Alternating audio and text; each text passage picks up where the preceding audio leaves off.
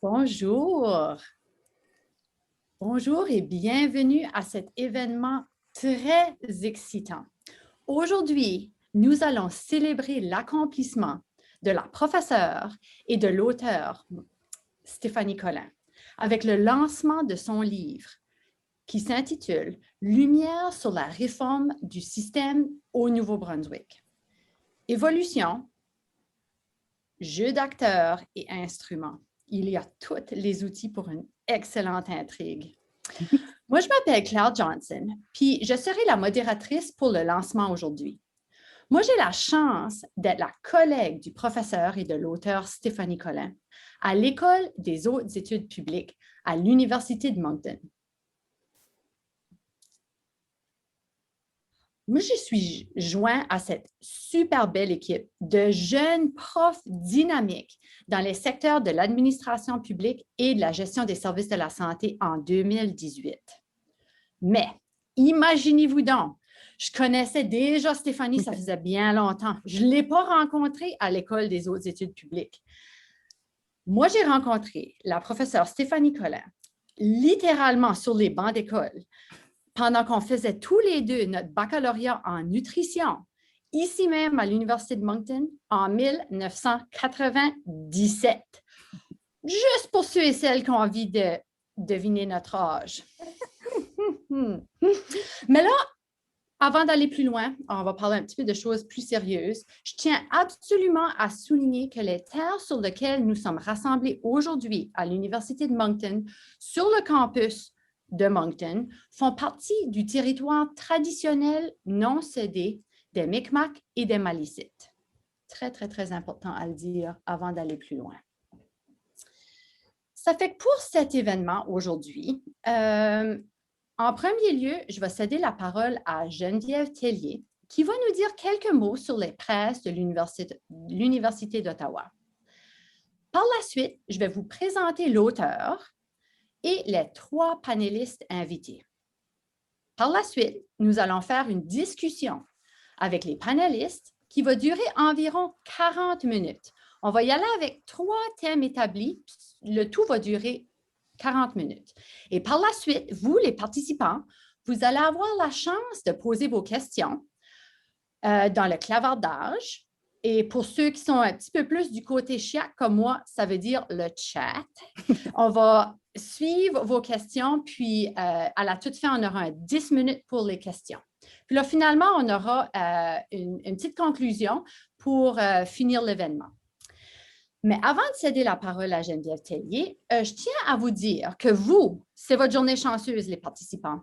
Parce que vous participez à cet événement, vous pouvez vous prévaloir d'une remise de 20 sur le site des presses pour acheter ce beau livre que je vous recommande très fortement en utilisant le code PUO UOP 2021 jusqu'au 30 juin. Mais Marie-Ève a dit qu'elle allait mettre ça dans le clavardage justement pour ne pas que vous l'oubliez, ce précieux petit code pour que vous puissiez avoir justement une remise de 20 sur l'achat du livre.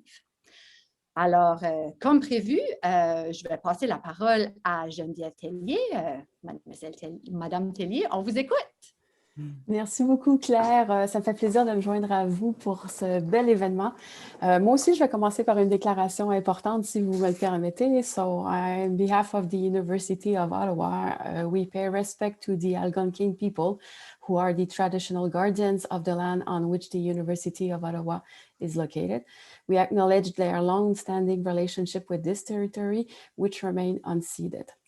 Donc, nous rendons hommage au peuple algonquin, gardien traditionnel de cette terre où se situent les locaux de l'Université d'Ottawa.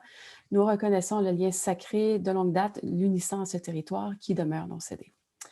Je prends la parole aujourd'hui parce que je suis la directrice de la collection politique et politique publique qui a piloté l'ouvrage de Stéphanie Collin. Donc, j'ai eu la chance de voir le projet de ses tout débuts jusqu'à l'aboutissement, à la toute fin, et aujourd'hui, de prendre quelques secondes pour vous présenter ces quelques mots. Je vais vous dire, à mon avis, c'est un ouvrage qui est très important tant d'un point de vue théorique qu'empirique par le sujet. D'un point de vue théorique, c'est une contribution importante à l'analyse des politiques publiques par les instruments. C'est un domaine qui est beaucoup discuté, mais pas assez appliqué à mon avis. Ici, on a un très bel exemple d'application de cette théorie-là. Et ensuite, ben, c'est un ouvrage sur les soins de santé en milieu francophone minoritaire au Canada. Et je vais reprendre un peu les propos d'Yves Gingras, qui est un scientifique bien connu, qui dit « ça ne sert à rien d'aller étudier ce qui se passe ailleurs si on ne commence pas à étudier ce qui se passe chez nous ». Et on a souvent tendance à l'oublier. Il faut comprendre notre propre réalité avant de vouloir essayer de la comparer avec autrui. Et je pense que la contribution de Stéphanie à cet égard-là est exceptionnelle. Et donc, je m'arrête ici et j'ai bien hâte d'entendre vos échanges. Wow, merci, Madame Tellier, pour ces beaux mots, très sages. J'aime bien ça. Ça fait que là, on arrive à une partie qui est particulièrement amusante et intéressante. C'est l'introduction de l'auteur et des panélistes. Puis moi, je ne sais pas pour vous autres, mais après 15 mois de pandémie et de périodes difficiles, j'ai bien le goût de jouir des beaux moments et de célébrer avec vous les accomplissements, que ce soit les accomplissements de nos collègues, de nos étudiantes ou nos étudiants, ou juste simplement des gens qui nous entourent. Ça fait que c'est avec un grand privilège et avec énormément de plaisir que je vous présente l'invité d'honneur aujourd'hui, la superstar, l'auteure, la talentueuse, la professeure Stéphanie Collin. Stéphanie Collin, c'est elle l'auteure de ce livre qui vient de paraître aux presses de l'Université d'Ottawa. Et je veux souligner l'importance de ce grand accomplissement. Je trouve parfois dans le monde académique, on vient tellement presque habitué à entendre « Oh, un article publié ici, un livre publié à gauche, une thèse de compléter », que ça normalise presque ces énormes accomplissements ici. Ça fait que moi, je veux tout qu'on prenne un petit moment pour réaliser juste à quel point que c'est un exploit important et intéressant et qu'on a la chance de célébrer ça ensemble. Moi, je trouve que c'est absolument fantastique. Ça fait qu'au nom de tes collègues, Stéphanie, je suis très, très, très, très, très fière de toi et très, très, très impressionnée par cet accomplissement incroyable, à mon avis. Et j'ai super hâte d'entendre parler de ton processus et de tes pensées par rapport à cette œuvre hyper importante pour le Nouveau-Brunswick et pour le système de la santé. Merci, Claire. Ça me fait plaisir. Mais là, en réalisant ces beaux projets, on ne peut pas négliger l'importance de nos mentors. Ces gens-là qui sont venus comme des cadeaux sur notre chemin pour nous guider puis nous aider à réaliser nos rêves. Puis, je présente notre prochaine panéliste ainsi parce que la professeure Lise Lamotte a été la directrice de thèse à Stéphanie à l'École de santé publique de l'Université d'Ottawa. De l'Université de Montréal. De Montréal. Pardon, mon Dieu, excusez-moi. C'est pas grave. Excusez-moi, merci de me le corriger. De l'Université de Montréal. Alors, professeur Lamotte, vous méritez aussi une grande part des félicitations aujourd'hui pour la publication de ce livre de votre étudiante. Parce qu'en plus d'avoir suivi Stéphanie au fil des ans, de l'avoir guidée, de l'avoir motivée, professeure Lamotte est aussi professeure titulaire et directrice par intérim du département de gestion, d'évaluation et de politique de santé à l'Université de Montréal. Je ne me tromperai pas deux fois. Puis, parmi ses domaines d'expertise, elle en a une longue liste, mais on peut compter l'organisation des services de la santé et des stratégies. Ça fait qu'on est très, très, très, très, très content d'avoir la mentor, la guide et l'étudiante ensemble. Ça, c'est super spécial à mon avis. Le deuxième panéliste, c'est M. Stéphane Robichaud. Puis lui est le directeur du Conseil de la santé du Nouveau-Brunswick. Nous, on appelle ça, dans le monde, on appelle ça le CSNB. Ça fait que je vais peut-être dire le Conseil de la santé du Nouveau-Brunswick, je vais peut-être dire le CSNB, mais dans le fond, on parle de la même chose. Puis nous, au Nouveau-Brunswick, on est très, très, très, très, très chanceux d'avoir le Conseil de la santé du Nouveau-Brunswick parce que depuis 2008, Le CSNB fournit des données précieuses afin d'informer la population de la province du Nouveau-Brunswick sur le rendement du système de la santé, qui est très, très, très, très, très important. Ça fait, je vous remercie énormément, M. Robichaud, pour ce beau travail et ces nombreux rapports que vous publiez régulièrement qui viennent alimenter notre curiosité et nos passions, à nous, les chercheurs, à nous, nos étudiants, parce que c'est super important, puis c'est une richesse que nous avons ici au Nouveau-Brunswick. Puis justement, en parlant de nos chères étudiantes et nos chers étudiants, ça m'amène à vous présenter avec une énorme fierté notre troisième panéliste invitée, Madame Martine McIntyre. Madame McIntyre est une toute nouvelle finissante, imaginez-vous donc. Dans le dernier mois, elle vient de finir sa maîtrise en gestion des services de la santé ici à l'Université de Moncton. Ça fait qu'on est très, très, très, très, très fiers de Madame McIntyre. En plus d'avoir fini sa maîtrise tout dernièrement, elle a obtenu la bourse Donald J. Savoie. Et elle a également soumis un article traitant de l'amélioration de l'accès aux services de santé en français. Ça fait comme je vous ai dit, finir une maîtrise à gauche, publier un article à droite, obtenir une bourse. C'est juste comme ça que ça fonctionne à l'Université de Moncton. C'est incroyable. Mais parmi tous ces accomplissements-là, elle s'est aussi décroché un poste comme coordonnatrice pour le bureau de l'éthique au réseau de santé vitalité.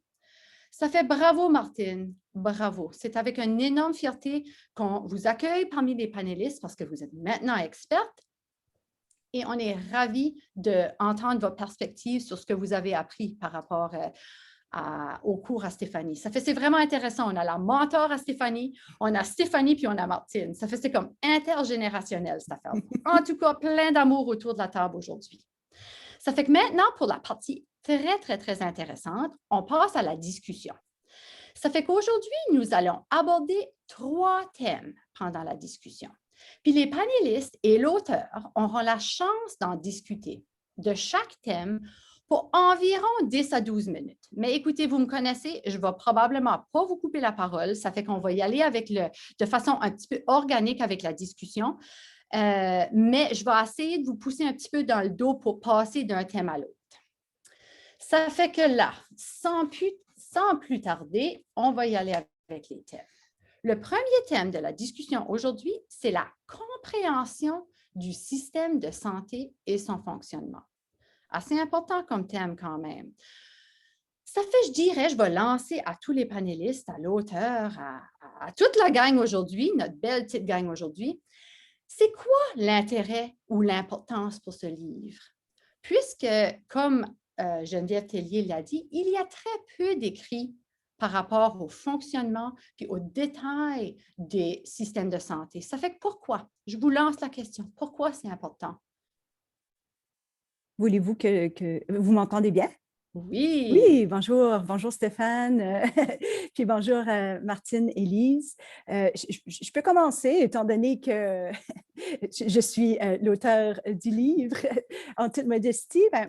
Je crois que Geneviève Tellier l'a dit tout à l'heure, déjà, il y a peu d'ouvrages qui traitent des systèmes publics de santé, des réformes des systèmes de santé comme tels. Donc, très humblement, un des apports du livre, il me semble, autant peut-être pour la population que pour les décideurs publics ou les gestionnaires, c'est d'avoir peut-être une certaine neutralité, d'avoir ce que je pourrais dire une perspective large, globale du système de santé, puis du fonctionnement du système de santé. Vous savez, c'est une recherche qui a duré plus de 4 ans. Il y a eu presque 40 entretiens, 700 et plus d'articles de journaux qui ont été analysés. Donc, ça permet d'avoir un regard externe, neutre, sur l'historique du système de santé, mais aussi sur une réforme dans une période précise. Quand on a pensé la réforme en 2006 jusqu'à maintenant.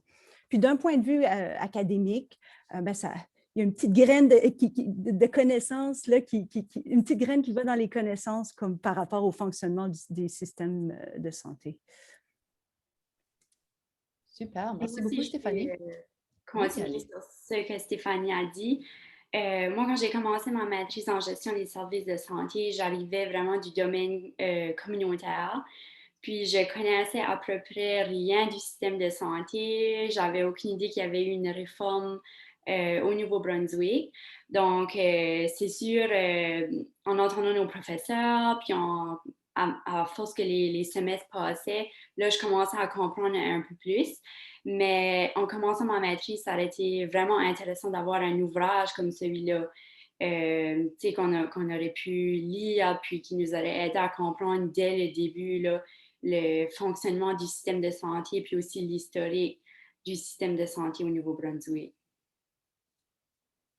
Super. Merci beaucoup, Martine. Puis vous avez tout à fait raison. On va probablement s'en servir de cet ouvrage-là dans nos cours. Probablement beaucoup, beaucoup. Est-ce que professeur Lamotte ou Stéphane Robichaud aurait quelque chose à ajouter? Oui, j'aimerais aussi insister sur l'importance de comprendre les systèmes de santé pour diverses raisons. Quand on engage des réformes dans les systèmes de santé, chacun a sa solution basée sur des a priori, sur des convictions. Malheureusement, souvent, on répète ces mêmes solutions-là dans le temps avec toujours le même regard et pas toujours les résultats qu'on souhaitait. Et souvent, je pense que c'est parce qu'on n'a pas une compréhension suffisamment compréhensive du fonctionnement des systèmes de santé. Et les descriptions approfondies comme celle que Stéphanie a faite est dans ce sens-là une contribution extrêmement importante peut-être pour ouvrir les perspectives sur le fonctionnement du système de santé. Très Pour ma part, intéressant. oui, mais pour ma part, moi, je vais commencer par féliciter la professeure Stéphanie Collin. Moi aussi, bravo pour cet grand accomplissement. Je me rappelle de nos toutes premières conversations quand elle abordait justement le projet. Et, alors, félicitations Stéphanie, excellent travail. Puis, je dois mettre une petite note pour la professeure Claire Johnson aussi. Bon travail, amener autant d'énergie dans une conférence Zoom. Ça doit être le fibre optique au Nouveau-Brunswick qui fait qu'on sent l'énergie à l'autre bout. Alors, beau travail. Un ouvrage comme ça, oui, tout à fait, c'est très important. Dans la perspective du Conseil de la santé qui doit faire une évaluation de la performance de ce qu'on appelle un système de santé, une des leçons très tôt qu'on a appris, c'est justement que il ne s'agit pas vraiment d'un système. Le fonctionnement de système, la description d'un système, on n'a pas nécessairement une compréhension collective de comment ça devrait fonctionner. Ça évolue un peu par défaut au cours des années. La régionalisation ou la gestion de ces services-là, vous savez, ça fait partie du défi dès la fin des années 50, début des années 60. Ça a toujours fait partie en arrière-plan du défi de comment on organise ça au niveau de nos systèmes provinciaux. Mais depuis la fin des années 90, on a eu cette régionalisation-là des services. Ça s'est fait partout au Canada. Et c'est tout à fait vrai qu'on ne passe pas assez de temps à revoir comment on a évolué ces décisions-là. Il s'agit probablement de décisions les plus importantes des dernières décennies, ces régionalisations-là qu'on a vues un peu partout au Canada. Et comment ça va sûrement sortir dans cette conversation-là ce midi-là? Souvent, on entreprend des projets comme ceux-là sans avoir clairement défini ce qu'on compte accomplir de l'autre côté. Et moi, c'est un des aspects du travail de Stéphanie que j'ai trouvé intéressant de par ses études. Alors, bravo pour le beau travail. Excellent. Merci beaucoup, Monsieur Robichaud. Est-ce que vous aviez quelque chose d'autre à rajouter par rapport à ça? L'importance de comprendre le système, l'importance d'avoir des données probantes. Avez-vous envie de renchérir un peu sur ces sujets-là ou est-ce qu'on passe déjà au thème numéro 2? En fait, moi, j'aimerais peut-être insister sur ce que Stéphane Robichaud vient de dire sur le fait que les tendances, je disais tout à l'heure, souvent on apporte les mêmes solutions, mais ces mêmes solutions-là, elles sont effectivement dans des tendances qu'on peut observer j'allais dire dans toutes les provinces canadiennes, mais souvent c'est importé d'ailleurs.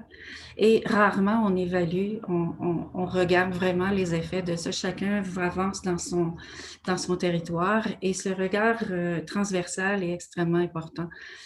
Pour avoir travaillé avec Stéphanie pendant ces travaux, j'ai découvert le système de santé du Nouveau-Brunswick pour découvrir que finalement, j'en apprenais sur le système de santé du Québec à travers les travaux de Stéphanie. Alors, je voulais insister sur cet aspect-là comme une remarque très pertinente de la part de Stéphanie.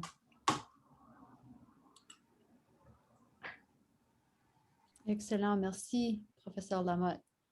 Stéphanie, je te vois sourire. As-tu envie d'ajouter un petit quelque chose? Non, mais ce que Lise dit, puis que Stéphane a mentionné aussi, c'est tout à fait vrai. Lorsqu'on discutait, on faisait notre analyse, Lise, on se rendait compte qu'il y avait des grandes tendances auxquelles le Nouveau-Brunswick n'échappait pas. Puis je crois que ça va nous mener, Claire, à notre deuxième thème, qui est un petit peu l'environnement du système de santé. Stéphane parlait de la régionalisation. Lise disait, ah oui, j'ai appris sur le système de santé québécois en lisant les travaux de Stéphanie. Puis c'est drôlement intéressant. Lorsque on est parti là, dans une logique normale de recherche, là, on soumet nos documents pour l'approbation éthique, puis là, on part faire notre recherche. Dans ce cas ici, l'angle d'analyse ne mettait pas à son centre l'environnement comme tel. On savait que c'était là, mais on allait plus avec comment des jeux d'acteurs peuvent influencer une réforme. Lorsqu'on est arrivé à faire l'analyse, on s'est rendu compte qu'on ne pouvait pas séparer un système de santé de son environnement. Puis je crois que ça, c'est une autre contribution du livre. Puis Claire, ça nous amène à l'autre thème, je crois qu'on pourra en parler, mais il y a des grandes tendances. Stéphane a parlé de la régionalisation, des grandes tendances de centralisation, de décentralisation. Puis il y a des événements aussi qui se passent dans le contexte externe. On peut parler d'élections provinciales, on peut parler de crise sanitaire, de crise économique. Puis ça, ben, parfois, c'est hors du contrôle de ceux-là qui ont pensé la réforme, puis ceux-là qui la mettent en œuvre. Donc ça, c'est un point central au livre, là. Pour un petit peu faire face à ces événements-là qui sont hors de nos contrôles, il faut se fixer des objectifs tangibles, il faut se mesurer. Puis peut-être que je vais laisser la parole aux autres là, sur ces éléments-là de l'environnement, ou aussi l'idée qu'il faut savoir où est-ce qu'on s'en va.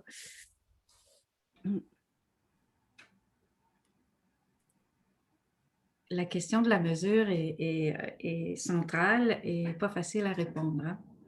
Parce que la mesure de l'atteinte des résultats, on l'a vu à travers tes travaux aussi, hein, la mesure, c'est souvent pour diverses raisons, incluant des raisons politiques, on garde des objectifs un peu flous, hein, donc on ne veut pas trop être précis, donc ce qui déjà est un biais. Et aussi les instruments qu'on se donne. Il y a des instruments qu'on oublie de se donner. Encore là, il y a toutes sortes de facteurs sociaux, politiques qui interviennent, économiques, qui influencent la sélection. Donc, la mesure, toute la question de la mesure, elle est non seulement importante, mais difficile à régler. Et c'est au cœur des travaux du CSNB au Nouveau-Brunswick, mais on a ces mêmes enjeux-là avec les commissaires à la santé dans les autres provinces et tout ça. On change de modèle, le gouvernement change, les indicateurs s'adaptent, hein? Alors, dépendant de l'idéologie qui est derrière, donc la dimension politique de la mesure est centrale dans nos systèmes de santé et ça mérite qu'on se penche sur la question. Je pense que la pertinence de ce que tu soulèves dans ta thèse au niveau de l'importance de la précision des objectifs et de la mesure, ça va rester un enjeu d'actualité et un objet de discussion encore pendant un certain temps et il ne faut pas l'oublier. Il ne faut pas le mettre sous le tapis, à mon avis. Oui. je ne veux pas couper personne, alors j'essaie toujours de parler. Puis moi, je peux, comme les gens qui me connaissent, ils savent, je peux parler longtemps. Mais sur l'élément de la mesure, absolument. Puis en fait, pour nous, une des questions qui nous a été posée souvent après la réforme de 2008, c'est est-ce qu'elle a réussi? Est-ce que la réforme a accompli ce qu'elle voulait accomplir? Et ce qui était intéressant à ce moment-là, c'est qu'il y avait une réalisation que moi, j'étais exposé, qui se faisait un peu partout. C'est que souvent, on met de l'avant des initiatives sans avoir clarifié les mesures. Maintenant, il se peut parfois que c'est un peu une stratégie politique. Ça, je ne le nie pas, là. Il y a des gens qui peuvent le faire comme ça. Mais ce qui nous a frappé particulièrement, c'est à quel point c'est influencé par l'absence de mesures généralement acceptées. Ça a été le fait pour le Conseil de la santé quand on est arrivé. Il y avait une richesse de données dans le système, mais pas beaucoup d'informations. Parce que tout le monde semblait vouloir s'accrocher à des données qui les servaient. Et à la fin de la journée, si qu'on parle de niveau de ressources ou d'usage quelconque de services, on était loin d'entente sur ce qui était une façon commune de mesurer les choses pour qu'on puisse comparer, par exemple, et apprécier s'il y a une variabilité à l'intérieur de la province. Et ça a été une grande leçon des premières années. Et je pense, à quelque part, c'est important aussi de constater, et c'est un fait à travers le pays, ça aussi. Ce que j'ai pu apprécier en parlant à des collègues ailleurs, c'est que nos systèmes de santé ne sont pas fondamentalement centrés sur les citoyens. On est centré sur nos institutions pour des bonnes raisons. On est centré sur nos professionnels. On est centré sur bien des choses. Mais en 2021 encore, pour ce qui est de l'usage de résultats concrets, comme par exemple, est-ce qu'on fait un bon travail à gérer nos gens qui ont des maladies chroniques? Notre performance se compare comment dans la province et tout ça? On n'est pas encore au point où c'est commun dans nos discussions. Et parce que ce n'est pas commun, quand des réformes comme celle-là sont annoncées, on ne voit pas assez clairement quels vont être les résultats. Et un dernier exemple que je vais mettre là où ça m'a frappé dans les premières années, c'est quand le Conseil a été formé en 2008 et dans le cadre de cette réforme-là, au niveau canadien, on avait l'entente fédérale provinciale sur la santé qui augmentait le financement de 6 % par année. Il existait un Conseil canadien de la santé à l'époque qui devait faire rapport sur justement cette entente-là. Alors, à quelque part, ça se rejoignait un peu à notre travail dans le sens de faire un rapport sur la performance. Et ce que le Conseil, dans ses premiers jours, a constaté, c'est même dans ce genre d'entente-là entre la province et le fédéral, il y avait une absence générale de résultats identifiés.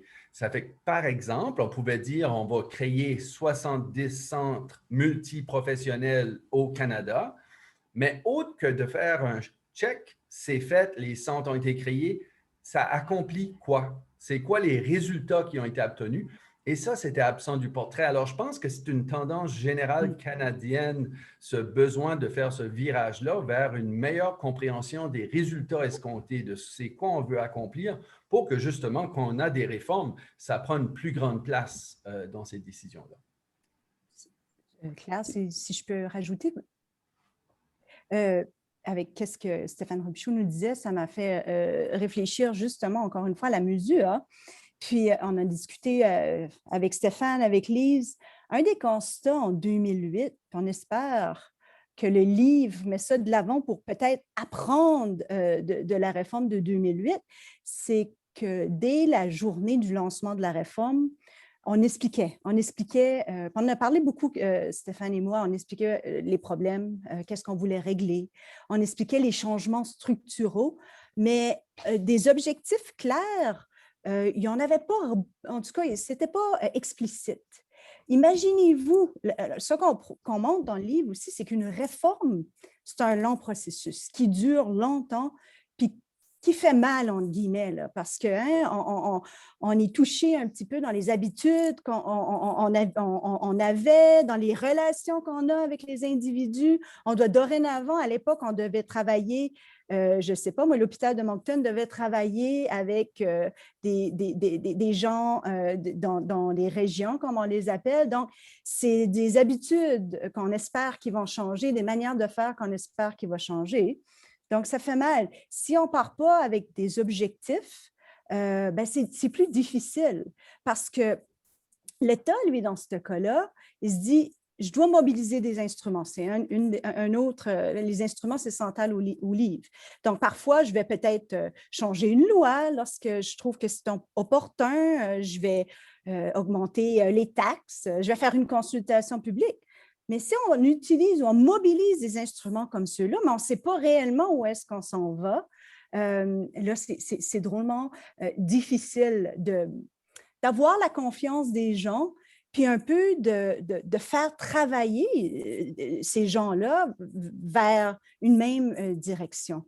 Donc, tout ça pour dire que, en espérant qu'il y aura un apprentissage, puis qu'une prochaine fois, on partagera justement des cibles pour que tout le monde rame dans la même direction, finalement. Je vais renchérir sur ce que tu viens de dire sur la question du processus, parce qu'on peut espérer avoir une direction qu'on peut tous se représenter, mais qu'on l'ait ou pas, il reste tout de même que le processus, il est long et qu'en cours de route, il est soumis à l'action de plusieurs personnes. Hein. J'ai mentionné tout à l'heure les dimensions politiques, sociales, mais il y a une multitude d'acteurs à tous les niveaux du système de santé qui, au fil du temps, vont agir sur ça. Et c'est une des contributions de ton livre, justement, c'est d'illustrer comment les groupes d'acteurs ont pu influencer le cours des choses jusqu'à changer la langue d'un réseau, n'est-ce pas? Alors, donc, il y a des actions que les acteurs influents vont adopter. Et de là, quand on comprend mieux le côté politique petit p, là, le jeu des acteurs et comment ils arrivent à influencer le cours des choses, même si on a une direction entendue ou pas, il reste tout de même que, quelque part, l'État doit exercer un rôle de pilote là-dedans. Et c'est là que la question des instruments, donc tu fais une présentation très claire de ce que sont les instruments de gouverne, comment un État peut les utiliser et les limites que ces instruments-là peuvent avoir aussi pour réussir à faire avancer une réforme. Donc, le mot réforme est très souvent utilisé quand on fait des changements dans le système de santé. Des vraies réformes, il n'y en a pas tant que ça. Hein? Mais il y a des changements continus et finalement, quand on regarde l'évolution d'un système de santé sur une longue période de temps, on se rend compte que la trame de fond, elle n'a pas beaucoup changé. Hein? Alors, ce qui serait intéressant, c'est que ton livre suive l'évolution du système de santé, permette à d'autres, tu vas voir tes étudiants, tiens, ils vont pouvoir continuer à décrire l'évolution du système de santé parce que c'est comme ça qu'on peut voir où sont les trames de fond et où sont les vrais moments de réforme. Parce que des chamboulements, un peu de bouleversement, il y en a souvent.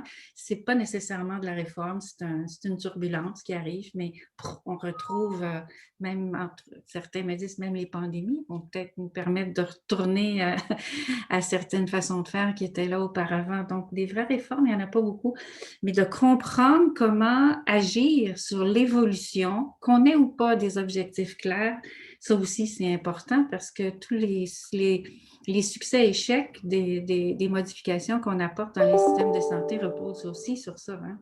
Oui. Oui. Oui. Absolument. Merci beaucoup, Dr. Lamotte. Je voulais justement aller chercher Martine un petit peu, là, si vous allez me permettre.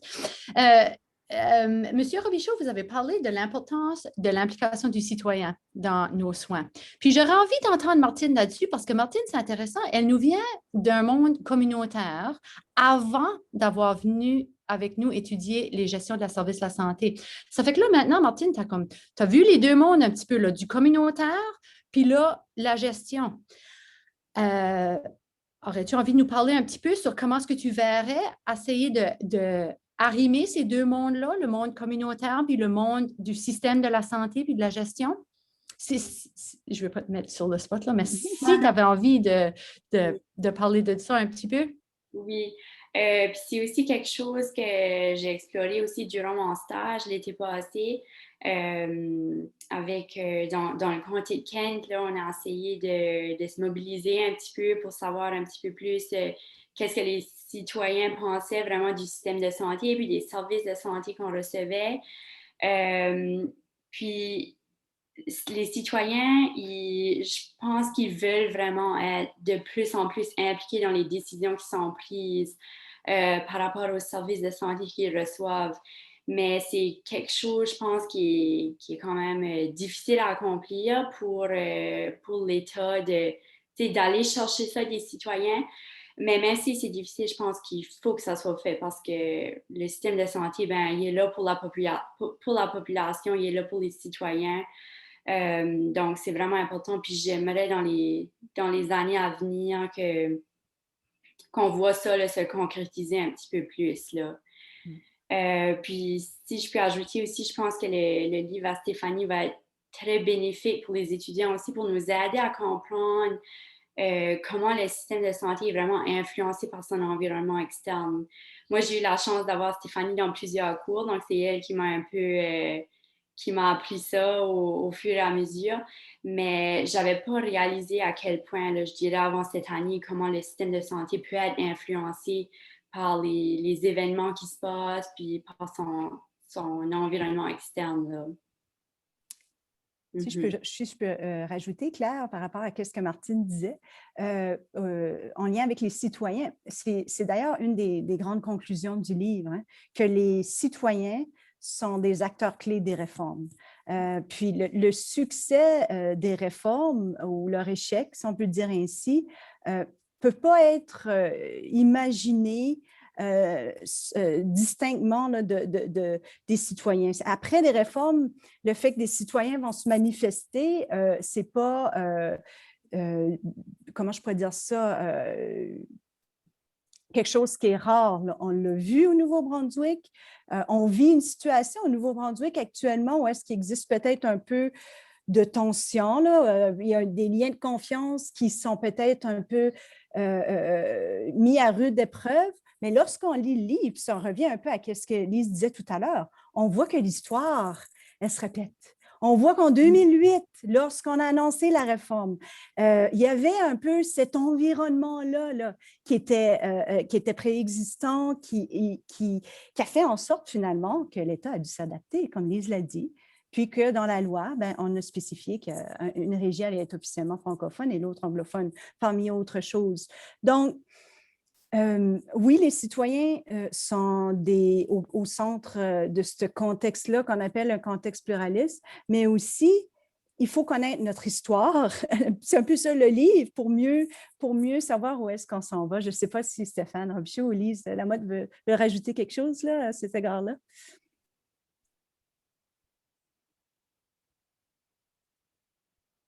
Je voulais pas couper Lise. C'est toujours ça un peu avec le Zoom, hein? On ne veut pas se mettre à couper. Mais non, effectivement, c'est que l'histoire, on est porté à répéter l'histoire si on ne la connaît pas, là. Puis moi, ce qui me frappe particulièrement avec les années qu'on évalue le système, qu'on regarde les différents changements, et je voyais dans les commentaires des gens qui demandaient, ben, est-ce que ça prend une nouvelle réforme? Madame Lamotte l'a dit plus tôt, et moi, je me souviens qu'en 2008, quand la réforme avait lieu, ce qu'on appelait la réforme, j'avais cette conversation-là avec le président de mon conseil à l'époque, qu'on craignait que malheureusement, on allait s'en tenir à un changement structurel. Et je pense que trop souvent, c'est ce qu'on vise. On a l'impression qu'un changement d'une structure va amener des résultats qu'on n'a pas clarifiés à prime abord, mais qu'on fait des changements.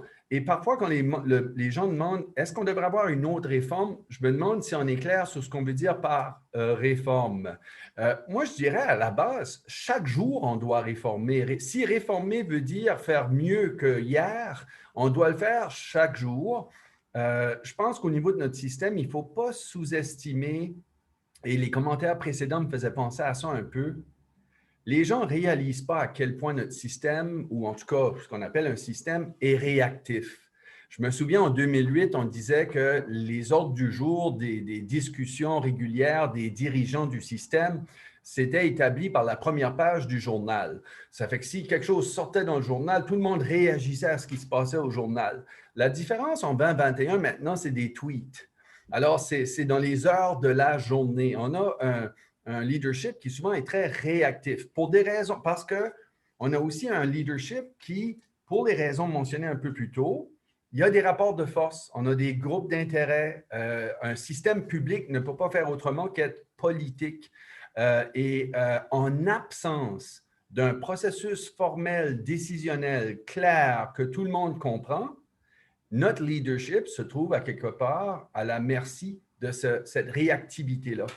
Et d'où vient l'importance qu'on étudie comme il faut, quand on fait des réformes, non seulement la structure, mais ça souligne les rôles et responsabilités des organisations dans cette structure-là. Et moi, je crois qu'au Canada, un des éléments centraux qu'il va falloir se pencher sérieusement, c'est celui de la gouvernance.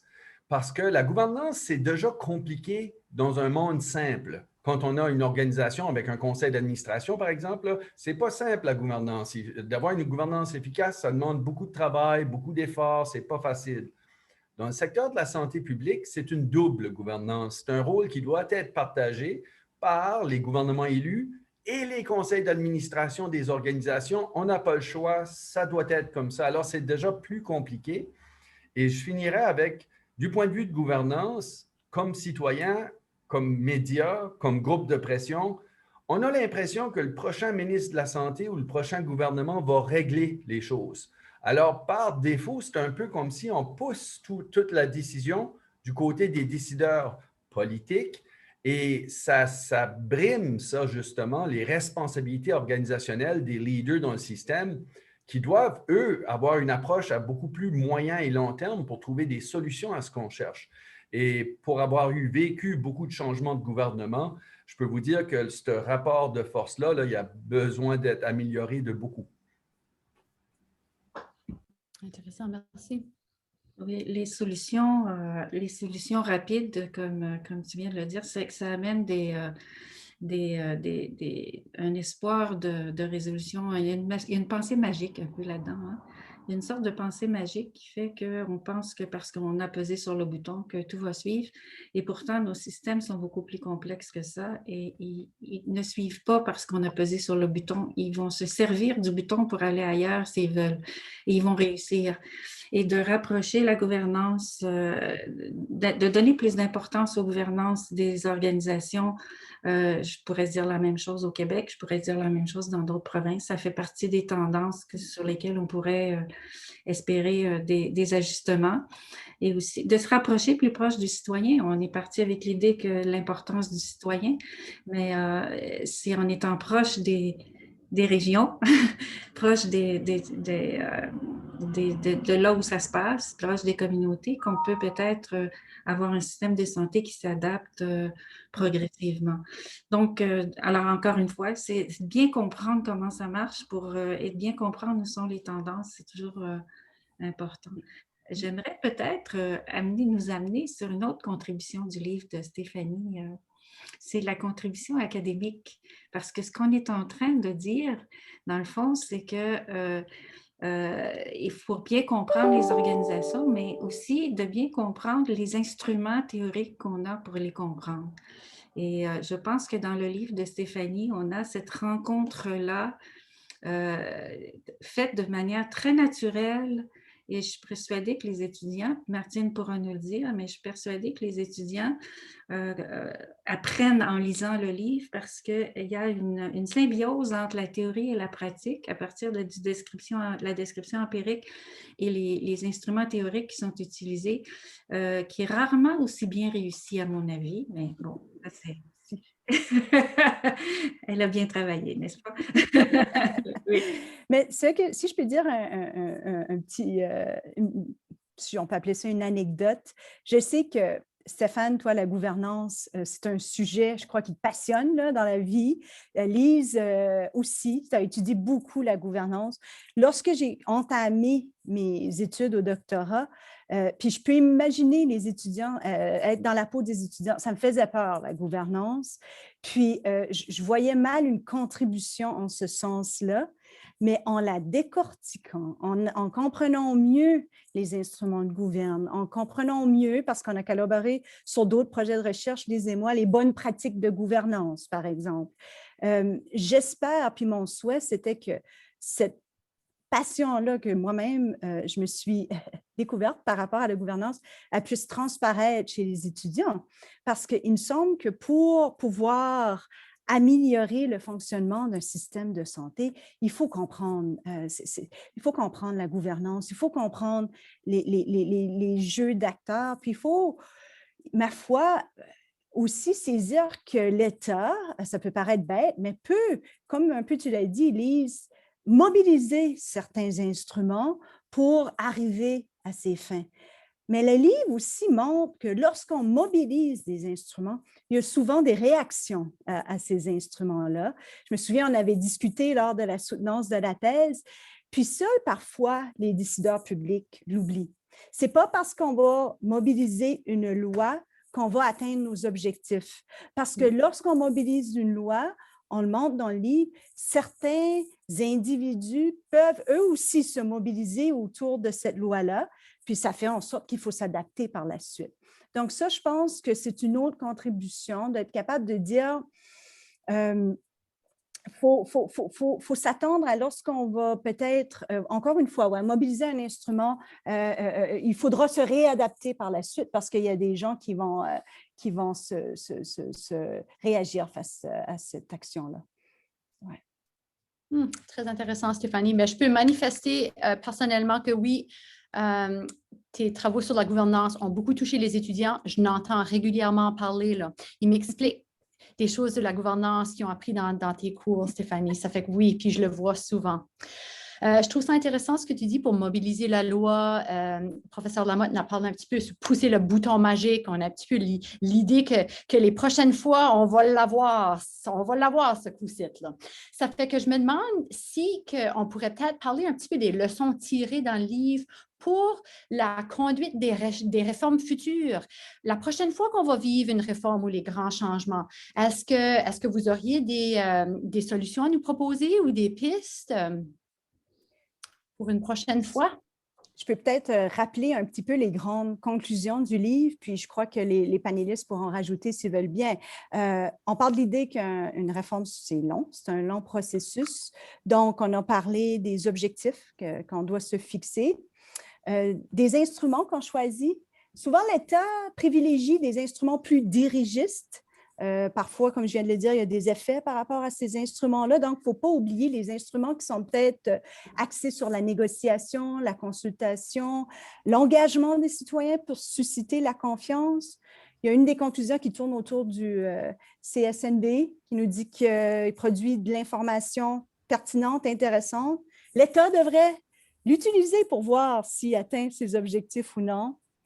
Fournit ce qu'on appelle un encadrement normatif qui permet de voir comment on fait par rapport aux autres, puis pas sous-estimer les mécanismes de consultation publique. Je vais peut-être laisser un peu les panélistes réagir s'ils veulent par rapport à ça. Ben, tiens, je vais y aller, puis je vais faire un lien avec la dernière conversation avec la gouvernance, puisque Martine a amené sur la table au niveau de la participation citoyenne. Moi, je pense que l'élément central, c'est vraiment de ramener ça à nos citoyens. C'est vraiment l'élément central, c'est nos clients. Moi, j'ai croisé à un moment donné du matériel que j'ai trouvé intéressant en termes de la façon qu'on devrait voir les citoyens dans une approche avec nos services de santé, et c'est à 3 niveaux. D'abord, comme nos clients. C'est nos clients, c'est les patients, c'est nos clients. Et j'utilise le terme client parce que patient, souvent, c'est qu'une fois que la personne est devant le professionnel de la santé, mais on sait aussi, comme système de santé, si on pouvait faire un meilleur travail au niveau de la prévention, promotion de la santé, on aurait des gens qui ne se retrouveraient pas patients souvent. Alors, comme notre clientèle, on doit on doit vraiment mieux la comprendre, mieux la connaître, s'assurer que nos conversations sont vraiment centrées autour d'une compréhension de cette clientèle-là. Ce sont aussi nos propriétaires, ce sont nos patrons. C'est un système public, c'est à eux que ça appartient. Alors, il y a une imputabilité qui est nécessaire envers les clients. Alors, quand on parlait de gouvernance tantôt, c'est un lien direct. Vous savez, c'est, oui, le gouvernement, mais les patrons du gouvernement, c'est les citoyens. Quand on parle du système public, c'est nos payeurs de taxes. Alors, on doit avoir un système beaucoup plus imputable. Et trop souvent dans notre système, moi, ça me rend souvent mal à l'aise. Je sais que les gens, en général, respectent la perspective citoyenne et tout ça, mais on évite souvent à mettre de côté si les citoyens ont des problèmes avec quelque chose, c'est peut-être parce qu'ils ont des mauvaises journées ou mauvaise humeur ou quoi que ce soit. On n'a pas encore une culture qui embrasse complètement cette perspective citoyenne-là. Et le dernier élément pour les citoyens, c'est qu'en plus d'être nos clients, en plus d'être nos propriétaires, c'est aussi nos partenaires. Et quand on parle encore une fois des maladies chroniques, par exemple, et moi, c'est quand j'ai traversé, j'ai lu le rapport Lalonde qui date de 1974 et qui faisait un cri d'alarme qu'au Canada, il fallait absolument faire un virage vers les maladies chroniques et de privilégier davantage ces genres de services-là et pas seulement penser aux jambes cassées, aux soins aigus et tout ça. C'était 1974. Et en 2021, je ne peux pas concevoir que, par exemple, nos régies de santé vont pouvoir avoir un impact significatif sur, justement, la condition de ces personnes-là sans avoir un partenariat efficace avec nos communautés, avec nos citoyens. Alors, ces trois éléments-là, en allant vers l'avant, nos clients, nos propriétaires et nos partenaires, une approche davantage centrée sur les citoyens, je pense que ça va être un élément clé. Et quand on est imputable, ça veut dire qu'on sait ce qu'on veut accomplir. Alors, on pourrait imaginer que ça va nous amener à des réformes qui auront clairement identifié c'est quoi les résultats que l'on veut atteindre. Une toute petite quelques secondes parce que je vois que le temps avance pour aller compléter ce que Stéphane vient de dire, c'est on n'utilise peut-être pas suffisamment des données de population dans nos prises de décision. C'est les données socio-sanitaires, l'état de population, les maladies chroniques, c'est où, c'est quel groupe d'âge, c'est quand. D'anticiper des tendances de population, ça nous aiderait peut-être davantage à mieux documenter ou mieux expliquer les directions qu'on prend. C'est peut-être cet aspect-là. On a beaucoup parlé de responsabilité populationnelle et on a commencé à un moment donné, du moins au Québec, à vouloir introduire ça. Ça n'a jamais vraiment pénétré vraiment dans la prise de décision. La décision est restée... Alors, c'est deux modes de pensée qui sont restés encore trop en parallèle, à mon avis. Mais ça, pourtant, si on est là pour la population, on devrait savoir, mais c'est qui la population et elle souffre de quoi et elle veut quoi? Elle s'attend à quoi? Et alors, répondre à ces questions-là, ça va dans le sens des recommandations de Stéphanie. Alors, je m'arrête. Je pense que Claire va vouloir continuer. Ah, honnêtement, je suis juste complètement emballée parce que vous êtes tout en train de dire, puis vous parlez mon langage quand vous commencez à parler des santé des populations. Ça vient me toucher très profondément, puis des déterminants de la santé, puis etc., etc. Ça fait que je suis ravie de où est allée cette belle conversation. Je pense qu'on va donner le mot de la fin à Stéphanie avant qu'on va passer aux questions. Est-ce que Stéphanie, tu avais envie de nous faire juste une belle petite conclusion ou bien on passe directement aux questions? Je vois qu'il y a une question là. Il y a une très bonne question. Ouais, oui, c'est une question le mot de la fin.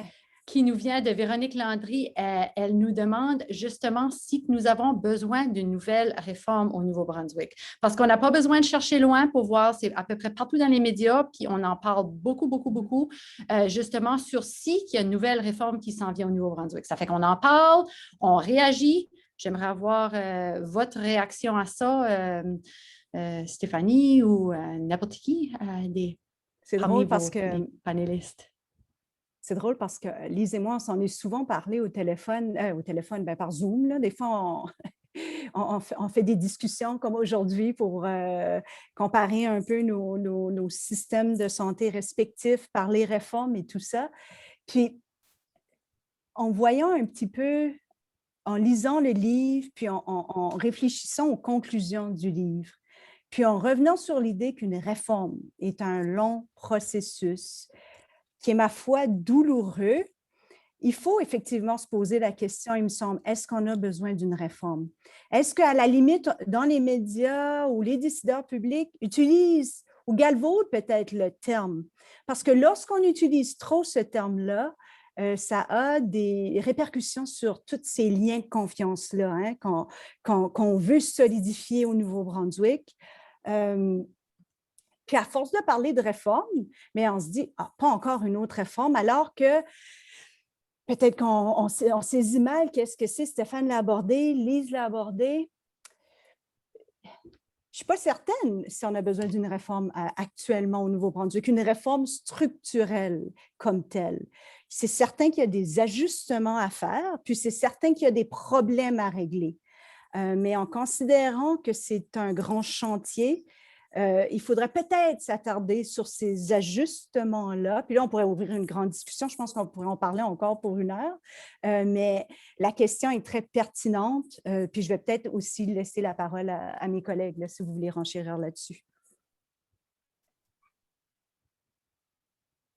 C'est une grande question. Oui. Je veux juste ajouter, Stéphanie, oui, c'est ça. Je pense qu'on doit peut-être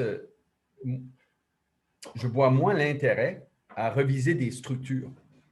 Je vois davantage l'importance et une urgence à changer la façon qu'on fait les choses.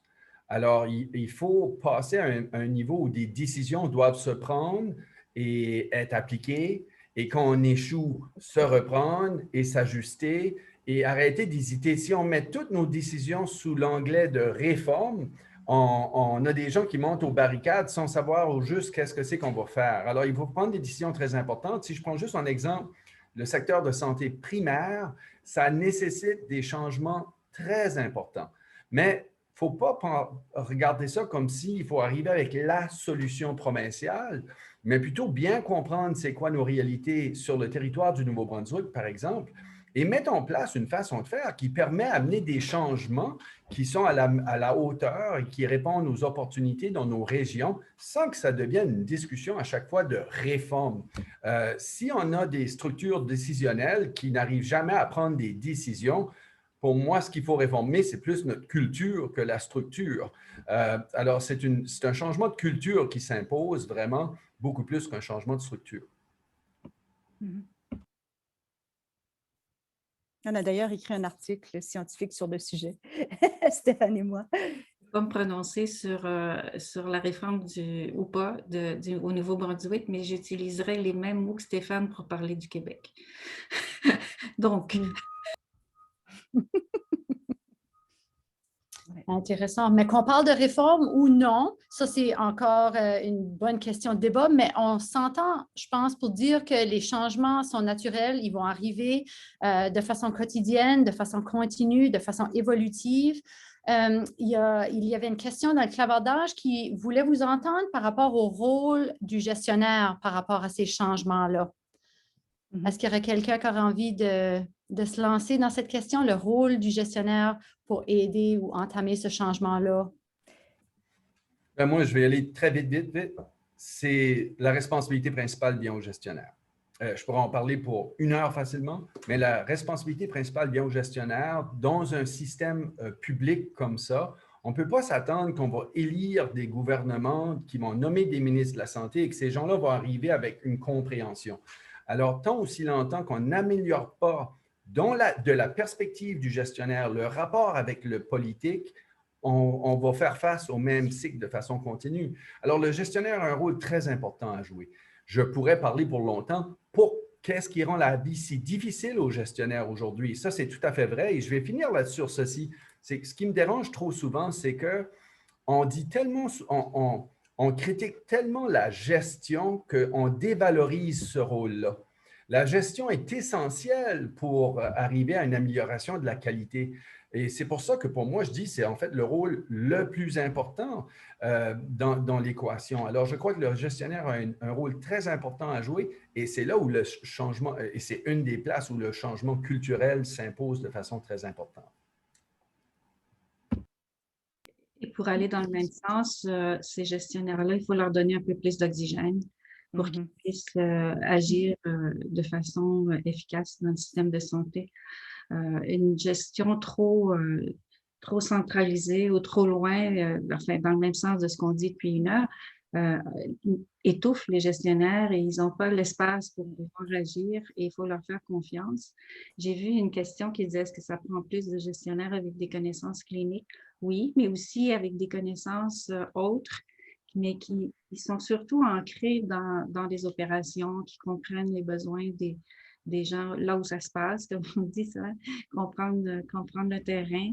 J'aime pas l'expression, mais ça dit ce que ça dit. Et les gestionnaires sont essentiels. Il faut leur donner un petit peu plus d'espace. Oui.